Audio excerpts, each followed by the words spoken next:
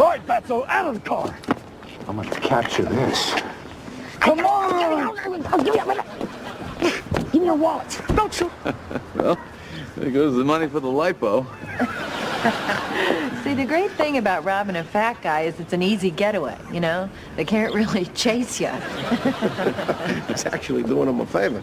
It's less money for him to buy food. Get your wallet. Come on. Come on, come on! That's a shame. All right, I'm gonna call NBC. Officer! He's stealing my car! Officer, I was carjacked. I was held up at gunpoint. He took my wallet, everything. Okay, thanks anyway. They can't get another plane. All right, what's wrong with the plane we got? They're just checking it out. Oh, forget that. No, not getting on there. Come on, let's get something to eat here in Sticksville. All right. Hold it right there. What? You're under arrest. Under arrest? What for? Article 223-7 of the Latham County Penal Code. What? No, we didn't do anything. That's exactly right.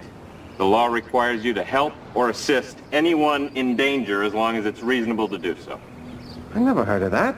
It's new. It's called the Good Samaritan Law. Let's go.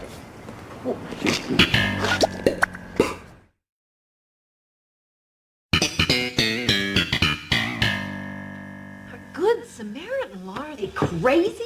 Why would we want to help somebody? I know. That's what nuns and Red Cross workers are for. Well, the Samaritans were an ancient tribe. Very helpful to people. Why would we want to help someone? That's what nuns are for. That is a great line. Just by show of hands, who actually knows that the Good Samaritan law is like a real thing? Yeah, like the whole 830 service knew that. They were like, we know the law. I did not know that that was a thing. I had to call my brother. He's an attorney. He talked me through it. So yeah, the Good Samaritan law, that's a real thing. If you like don't assist someone that you see in need, you can be liable. So crazy. But if you don't know me, my name is Luke. My wife and I, we run the college ministry here. If you couldn't take the hint already, we're going to be looking at a parable that Jesus titled the Good Samaritan. If you're not like churched, if you're not like churchy, and you know the word Good Samaritan, hey, he's a Good Samaritan, she's a Good Samaritan, the Bible invented that. So we're going to look at that story today. But before we dig in, I'm going to have someone come up. We're going to do something a little different. So Max, you grab that mic. It's right there. Max Spear. Everybody say hi, Max. That's some love. He's going to actually read our passage. So if you have a Bible, would you meet me in Luke chapter 10? If you're using the Bible in front of you, it's on page 816. And we're going to look at 12 verses, Luke chapter 10, verses 25 through 37, and they're going to be on the Sky Bible. Yeah. All right, go ahead, Max. And behold, a lawyer stood up to put him to the test, saying, Teacher, what shall I do to inherit eternal life? He said to him, What is written in the law? How do you read it? And he answered, You shall love the Lord your God with all your heart, and with all your soul, and with all your strength, and with all your mind, and your neighbor as yourself. And he said to him, You have answered correctly. Do this, and you will live. But he, desiring to justify himself, said to Jesus, And who is my neighbor? Jesus replied, A man was going down from Jerusalem to Jericho, and he fell among robbers, who stripped him and beat him and departed, leaving him half dead. Now by chance, a priest was going down that road, and when he saw him, he passed by on the other side. So likewise, a Levite, when he came to the place and saw him, passed by on the other side. But a Samaritan, as he journeyed, came to where he was, and when he saw him, he had compassion. He went to him and bound up his wounds, pouring on oil and wine. Then he set him on his own animal and brought him to an inn and took care of him. And the next day he took out 2 denarii and gave them to the innkeeper, saying, Take care of him, and whatever more you spend, I will repay you when I come back. Which of these 3 do you think proved to be a neighbor to the man who fell among the robbers? He said, The one who showed him mercy. And Jesus said to him, You go and do likewise. Thank you, Max. So 2 reasons why I have Max read that. One is because one of my fears is public reading. And so, let him mess it up. And you did great, by the way, Max. And 2 is just I want to advocate just for a minute on our college ministry. Max Spear is part of our college ministry here. And I just want to tell you guys, there is a generation coming up that is passionate about following Jesus. It's really easy to be like, hey, the generation behind me doesn't know anything. And we have it handled, and, they're just kind of going to ruin it. And I don't know about the whole country or the world, but at 539, I can advocate that there are young guys and gals who are passionate about the Bible, passionate about following Jesus, and just pray for them. Think about them, encourage them. They're here and they're passionate about following Jesus. So let's just pray for them for 1 second. God, I just want to lift up our college ministry, the young men and women who are here at 539, the next generation, Lord, that you would protect them. You would guide them like a good father. God, would you teach us your word? Would you help us understand it? And would you renew our strength and renew our minds when they get weak, when we get weak? Lord, and I pray for everyone in here that they would encourage and equip the generation coming up behind us, and that, God, your glory would be safe with us. And I pray this in Jesus' name. Amen. So yeah, we're going to jump right in to this parable. What we're going to do this morning is look at kind of 4 characters that Jesus encounters or talks about. And really, the broad scope of this morning is really just how we view people. What you think of when I say the word people or person. I have a friend who's not a Christian, doesn't really do the church thing, and he would say to me, Luke, Christians are really, really good at saying that they love people. I love people, all kinds of people, every people.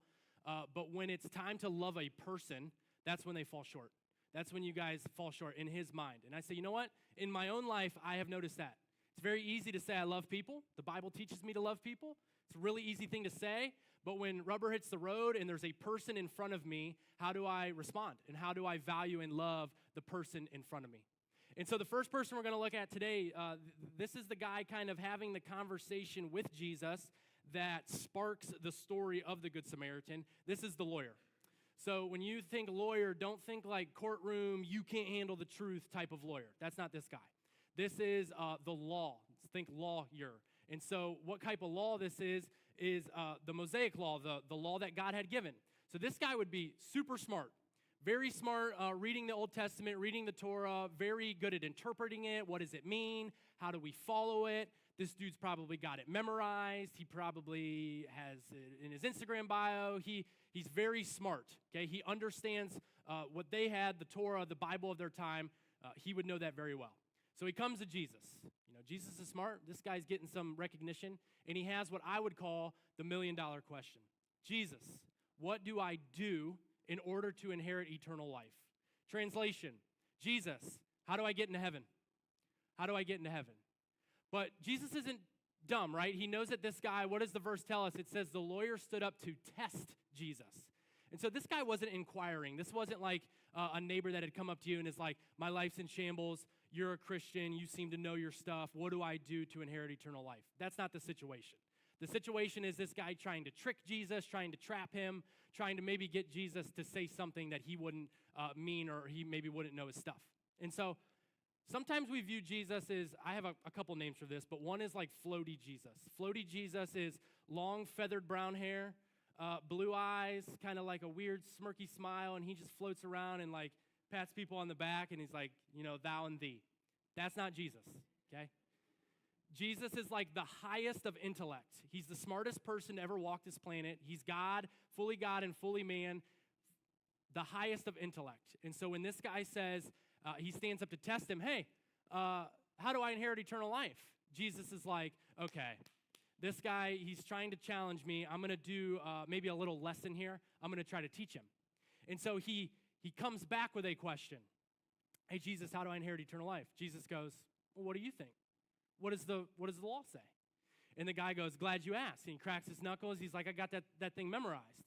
So he says, you shall love the Lord your God with all your heart, with all your soul, with all your strength, and with all your mind, and your neighbor as yourself. Okay, if you've been in church or you've been a part of the Christian faith, you know that if I asked you how to get into heaven, you're like, that's a softball, okay? Remember the cross?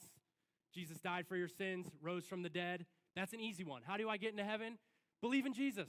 Trust him. Michael said last week, it's not the works that you do, but the belief that you have. So you have to believe in Jesus. Well, Jesus doesn't say that. So we're like, what the heck? So Jesus goes, yep, you've answered correctly. If you think that you can love God with all your heart, soul, mind, and strength, and you think you can love people as yourself, do that, and you'll live. And the guy's like, okay, I'm starting to see. And so the guy's starting to see that if a works-based religion is what he wants, it's going to be a test that he can't pass. And so Jesus is saying, hey, essentially, if the law is what you want, then the law is what you'll get. And if you view religion or you view following Jesus as something that I can do, and then Jesus is like, yeah, good luck, man. It's kind of what it feels. And just a few chapters before this, Jesus would say, hey, if you want to inherit eternal life, you have to be perfect like God is perfect. And like everybody gasped. And they're like, we can't do that. And so Jesus is starting to paint this picture for this guy. Hey, it's more than the law. I came to fulfill the law. I came to show you that you couldn't do it on your own. So this guy's asking, hey, what do I do? What do I do? What do I do? And so it says to justify himself, because he knows he can't love people. He knows he can't love God. He says, who even is my neighbor? Who is my neighbor? And that is the palette to where the story of the Good Samaritan is kind of painted on. The guy asks, hey, who even is my neighbor? If you tell me who to love, I'll love him. If you tell me how much to love him, I'll love him. Just tell me what to do. And so for the first guy, the lawyer, people were just a to-do list. It was just a to-do list for him. It was, hey, Jesus, you're pretty smart. You know a lot about the Bible, a lot about church. Will you tell me what I'm supposed to do? If you give me the 12 steps to loving someone, I'll follow them. If you teach me, where's the threshold of how to love a person, just tell me what the to-do list is. And a lot of us can get this way. We can view people as a to-do list.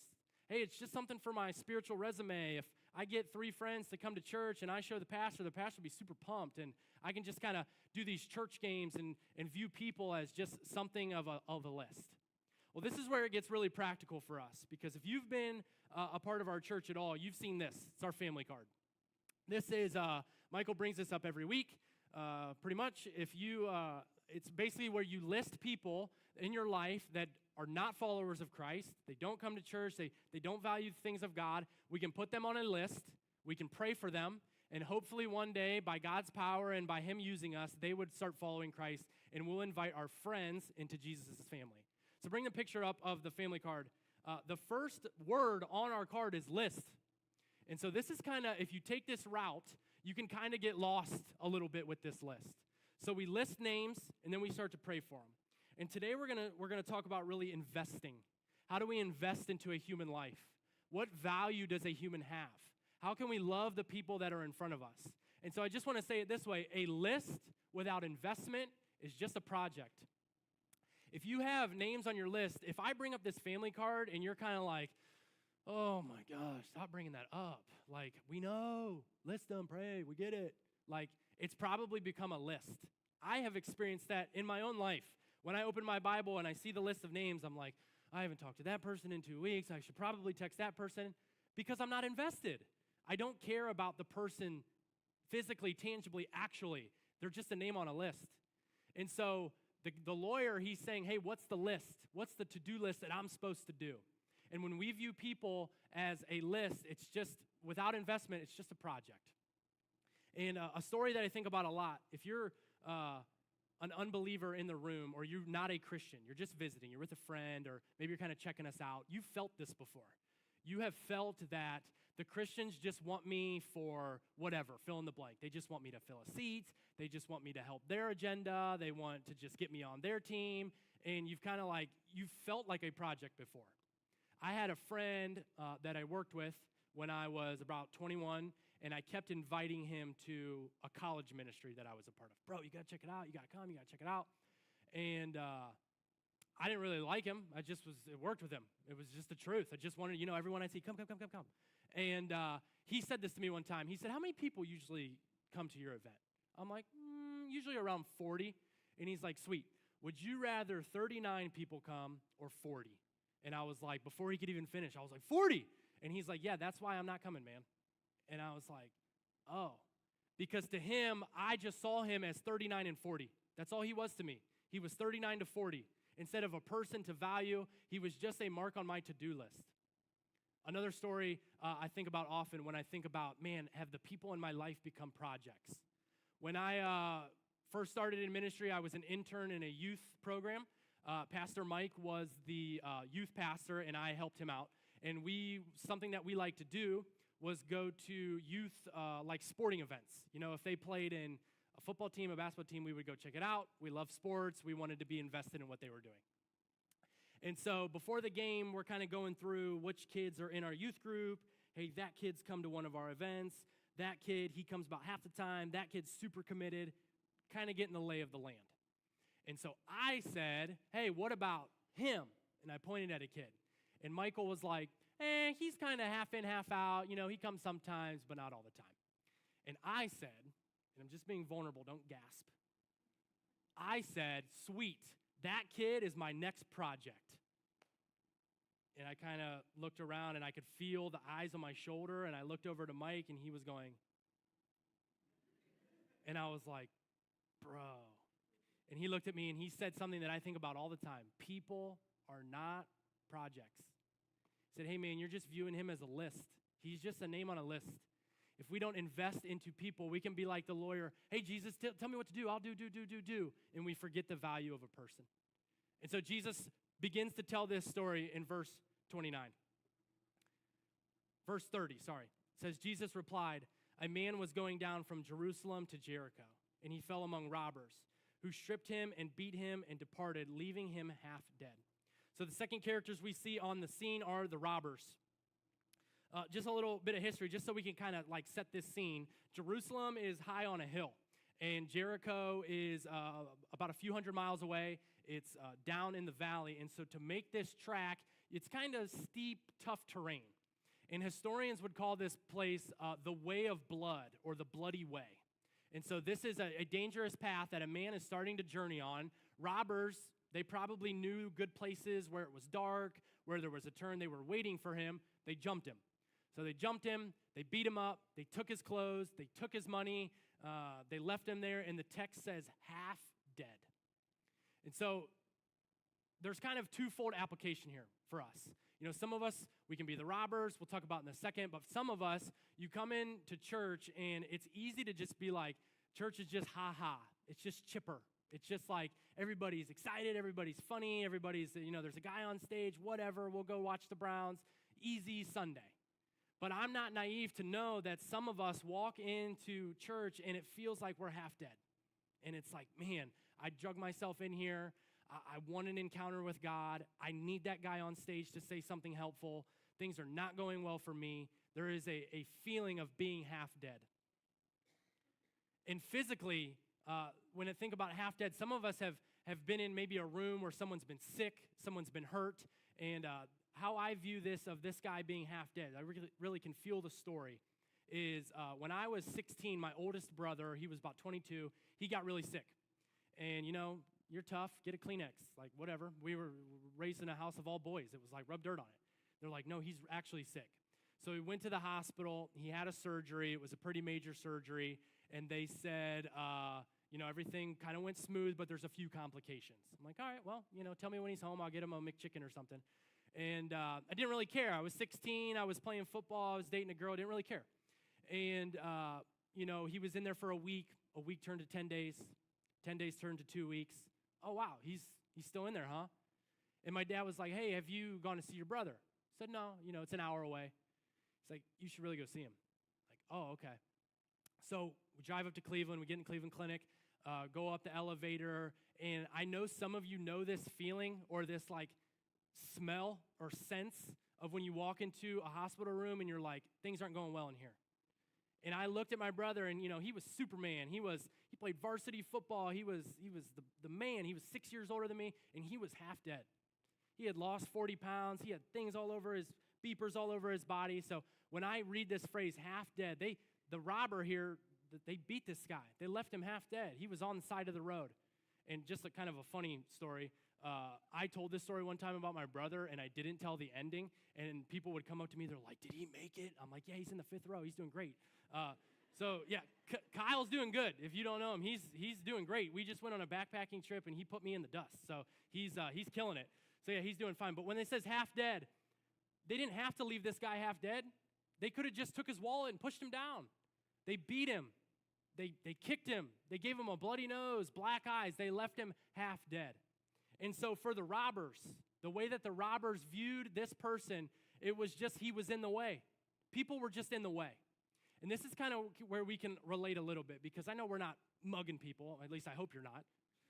We're not jumping people, mugging them. But people sometimes, they just feel like they're in our way. They're just like, I'm trying to get my goals, my dreams, and my visions, and people are just in my way. I heard a guy one time when I was a kid, he said, hey man, whatever you do in life, step on people's heads to get to the top. And I was like, yeah. And then I read 2 verses in the Bible. I'm like, that ain't right. So people were just in the way. They didn't value this guy. They didn't care who he was. They didn't care what his name was. They didn't care what his story was. They just wanted his money.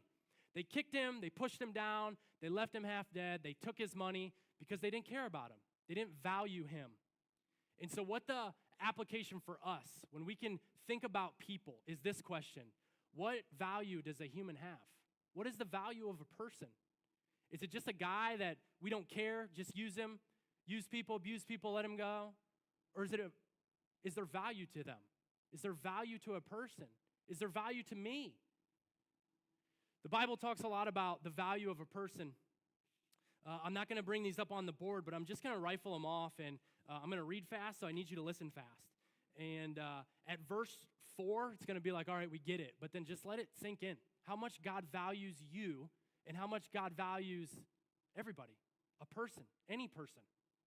In Genesis 1, it says, God said, let us make man in our image, after our likeness.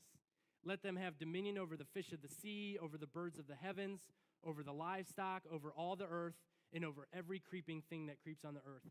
So God created man in his own image. In the image of God, he created them. Male and female, he created them. Jeremiah 1, God says, before I formed you in your womb, I knew you. Before you were born, I consecrated you. Psalm 139, David's talking to God. He says, you formed my inward parts. You knitted me together in my mother's womb. I praise you. For I am fearfully and wonderfully made. Wonderful are your works. My soul knows it very well. My frame was not hidden from you when I was being made in secret, intricately woven in the depths of the earth. Matthew 6, Jesus says, look at the birds of the air. They neither sow nor reap nor gather into barns, and yet your heavenly Father feeds them. Are you not of more value than they? John 3:16, he says, God so loved the world that he gave his only son. Whoever believes in him should not perish, but have eternal life. In Psalm 18, David says, God rescued me because he delighted in me. He saved me because he liked me. In Psalm 149, it says, the Lord takes pleasure in his people. In Zephaniah 3, it says, the Lord your God is in your midst, a mighty one who will save. He will rejoice over you with gladness. He will quiet you with his love. He will exalt over you with loud singing. God literally looks down at you, and he's singing a song. It's like he's humming just because he's in a good mood because of how much he likes you. Romans 5, it says, God shows his love for us while we were still sinners, Christ died for us.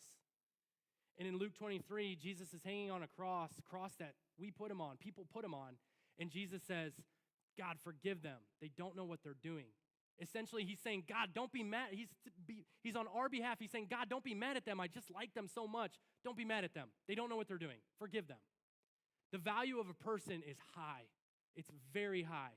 God loves every single person. The person that you don't like, the person that's annoying, the person that's just, them. Yep, them. God loves them. He values them. The value of a person is so, so high. To the robbers, it wasn't. The value of a person was just, what can they do for me? What can I get out of this person? People were just in the way. The third character Jesus brings on the scene is the priest and the Levite. In verse 31, it says, now by chance, a priest was going down that road.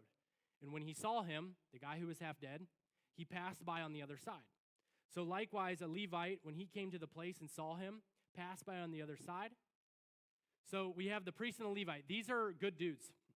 They would know the law. They would know the Bible. They would probably have memorized it. They teach it. They teach their family this. They're very educated on what the Bible says or what the law of the time says, the Torah. They know it backwards. They know Deuteronomy 6. They know Leviticus 20. They know about love. They teach it. And when push comes to shove, when rubber hits the road, people, they didn't see a person. They didn't see the person who is in need. And I know this is kind of obvious from the text, but this is how my brain works. This is what the priest and the Levite did. They're walking down a road. Probably have a backpack, walking stick. It's the first century. Walking stick. They see the guy over here. Oh, wow, he's in trouble. Oh, dang, he looks like he got beat up. Oh, shoot, he's like half naked, half dead. And they dip. They go the other entire way. And so for the priest and the Levite, that person or people, they just weren't on the schedule. They weren't on the schedule today. The priest and the Levite, they probably were headed to do something pretty good. It's not like they were going to the casino. They were good people. They're probably headed to the temple. And so the priest and the Levite, they see the guy. They're like, dang, he could really use my help, but I'm actually doing something like way more important. And so the people were just not on the schedule for them. That's challenging for us because we live in a society or a day and age where our schedules are tight. And constantly it's like trying to, where can I loosen up the schedule? Man, I'm busy every day. The kids, they run the schedule. I don't even have any time for me. I'm doing everything for everybody else. And then an interruption comes. And sometimes loving people, actually most times loving people is going to interrupt us. It's going to be an interruption. It's going to be like, dang, I don't have time for this. Jesus uses this really interesting phrase. It's been stuck in my head. In verse 31, he says, now by chance, a priest came down. Now by chance. This is kind of how I view this. By chance, you live right next to them. By chance, you sit by them at work. You see them every day. By chance, you can kind of tell the waitress or the waiter's not really having a good day. By chance, they married into the family. You didn't really ask them to, but they're like at Thanksgiving now. They're there. By chance, they're your in-laws. By chance, they're your kids. By chance, they're your spouse. Whatever you want to do, whatever you want to fill that in your head. And here, this is me being vulnerable. I was not going to share this, but I know I had to. The other night, I went to the movies to see The Blind. It was the movie about Phil Robertson, Duck Dynasty. Really good. Go see it. When I walk into a movie theater, I now forget what movie I'm seeing. I forget who I came with, my wife. I couldn't even remember her name. I don't really care who has the ticket. The only thing on my mind is movie theater popcorn. That's it. Period. Don't care. I could get that popcorn and watch Barney. I don't care. I just want the popcorn. And so I'm this is a true story in my mind. I'm walking to the concession stand, and I'm like, hey, the budget is small popcorn, but I'm going to get a large popcorn. And I'm like working that out in my mind of like, I know it's $48 to get a large, but God, come. My wife like grew up in the family that like popped popcorn before they came. I was like, you're wild. Like, do you know how good this stuff is?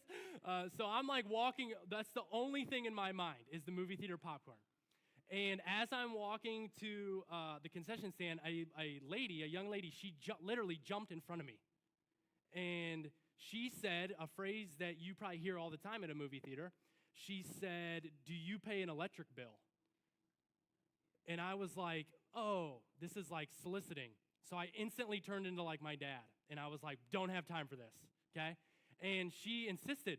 She was like, no. Listen, if you come look at our survey, we'll change your provider. Maybe you're overpaying. We'll help you get something at the concession stand or whatever. And I, like, with my hand, I was like, I don't have time for this. And I just, like, went around her because, movie theater popcorn.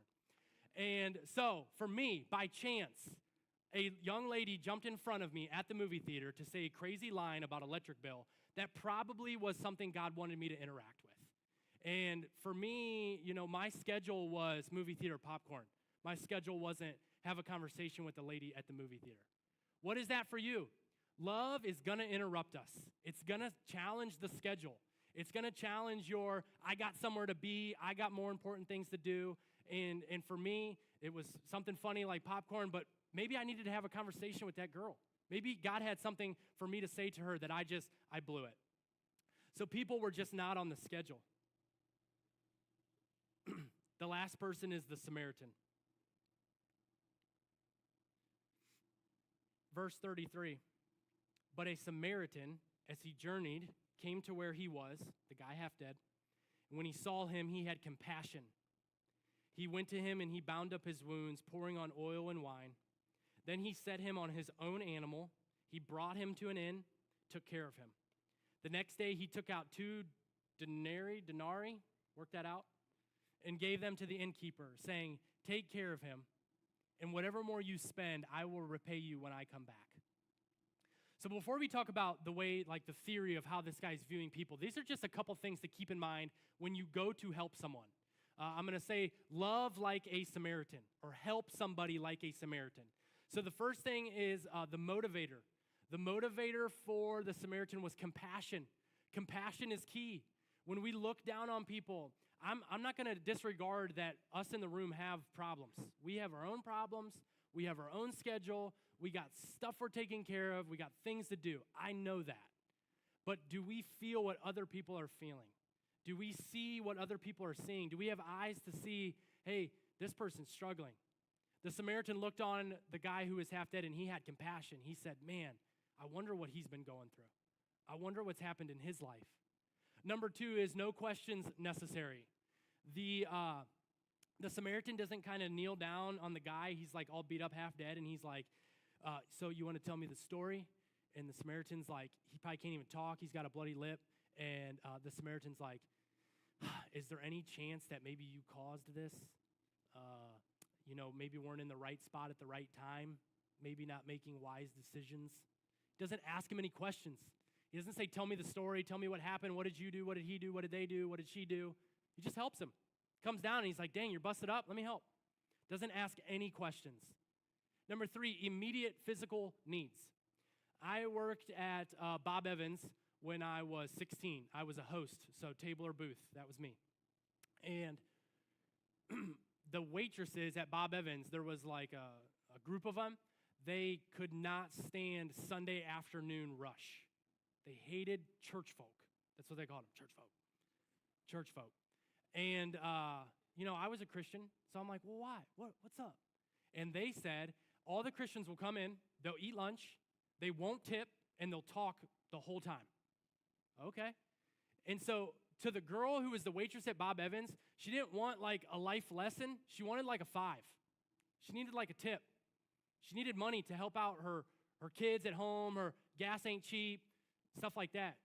And I know that giving people eternal life, the message of the cross, the message of Jesus, I know that that's top.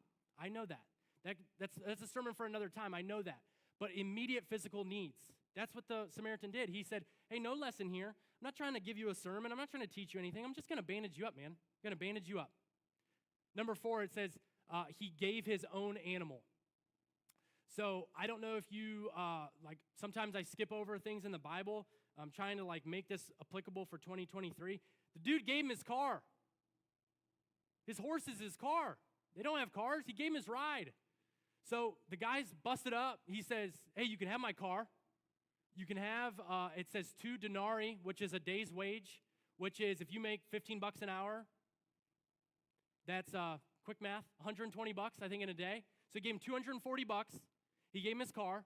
He bought him a room at the hotel. How much are hotels going? Airbnb, $100?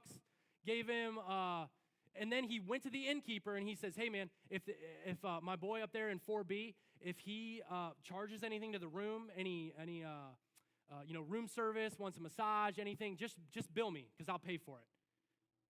Didn't even know the guy. He's a stranger. He gave him his own animal, gave him $250, and that's kind of the last one. It's going to cost you. It's going to cost you. Loving people, it's just the way it is. It's not like, hey, I love you, and then, we can take a picture and I'll post it and everyone will know how cool I am. It's like you gain and I lose. That's loving people. Bring up the next picture. This is a group of guys that go to our church. That's Benny with the blonde hair, Trent's on the left, Nathan Ryan is in the front with the glasses, and then EB, that's Ethan Bauer in the back. This was a missions trip in Georgia. And on our way home from Georgia, we stopped at Waffle House. And when you're on a missions trip, you're kind of feeling good. You're like, I know the Bible. And so everyone's kind of whispering, and they're like, we should share the gospel with this guy.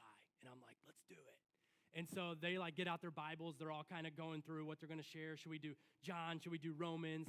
And I was like, hey, let's just talk to the guy. Let's see where he's at. We'll kind of get a plan.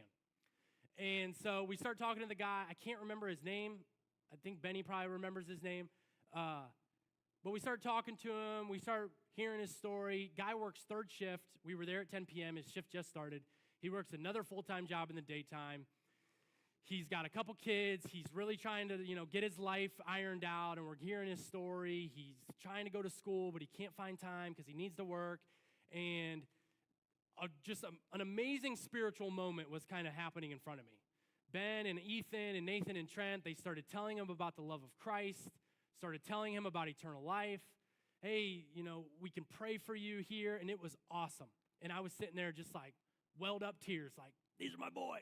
And they're just killing it. And then we say, hey, we prayed for them, we left, we ate, we got up, started walking around, turned back. We didn't tip the guy. We didn't give the guy any money. We gave him the message of Jesus, perfect. Gave him a Bible. Benny gave him his own Bible, awesome. We didn't give him any money. What do you think he wants more? A busted up Bible that Benny gave him or $20? Probably the money.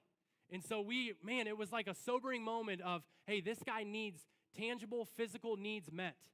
And what the best thing to do is, hey, share the gospel, meet his needs. That's what he needed, and we missed it. The Samaritan, he knew exactly how to love. He took care of the guy. He took him to the inn. He gave him his money, all for a guy he didn't even know. And so the lesson here, how the Samaritan viewed people was a person was enough to give everything I had. A person, any person, that person in front of you was enough to give everything I had. The way that he gave his money, he gave his ride, he gave all these things was enough to know that the person was worth more than all that. The person's value was higher than all of that. And we'll say it this way to kind of wrap it up. Loving people is crossing the street, not just random acts of kindness. I despair at the thought of this sermon or this parable in my own life being, I'll just tip better, or I'll just buy the coffee and the guy behind me. I'll open a few more doors. I'll let people merge onto the highway a little bit more. I'll just start doing acts of kindness. The Samaritan crossed the street. He said, hey, I don't care what kind of guy he is. Samaritans, Jews, they were different ethnicities, different races. He didn't see any of that. He just saw a person. He just saw a person that had high value in God's eyes. And he said, man, I'm going to love this person. The word here is invest. To invest into someone because of the value that they have. And if you've ever talked to a financial planner or any retirement or anything, an investment is what? So I can get something back. The ROI, the return on investment of people, it's really not that good a lot of times. It's I'm going to invest in people and I'm not going to get much back. That's love. That's what Jesus did. The Bible says Jesus, who knew no sin, didn't even know sin, couldn't sin, had no capability of sinning. He was perfect. Knew no sin, became sin on our behalf so that we might know the righteousness of God. Jesus died on the cross, gave his life because he knew the value of people was so high. What did he get back from it? Nothing. Just died because he loved us. So to answer the question, he said, who is my neighbor? The answer that Jesus is, yeah. Who's my neighbor? Yep. The person in front of you. The person that has so much value in God's eyes. And Jesus says, will you go and do likewise? Will you pray with me? God, thank you that you love us with a love that doesn't make any sense, that we didn't do anything to earn it. Every time we try to earn it, we just fall short. And Jesus, you love us anyway. Thank you. Thank you for dying for us. Thank you for beating death. God, please, would you give us eyes to see the value of a person, that people are precious in your sight, that you saved us because you delighted in us. God, that you sing over us. Would you help us to see that? God, I pray for the interruptions that happen in our life this week, that we would recognize them and that we would engage. God, that we would love people the way that you do, giving everything and expecting nothing back. God, give us the strength to do that. We cannot do that on our own. Give us the strength to love people. We can't do that on our own. God, we love you. We're thankful for you. And I pray this in Jesus' name. Amen. Thank you for being here. We will see you next week.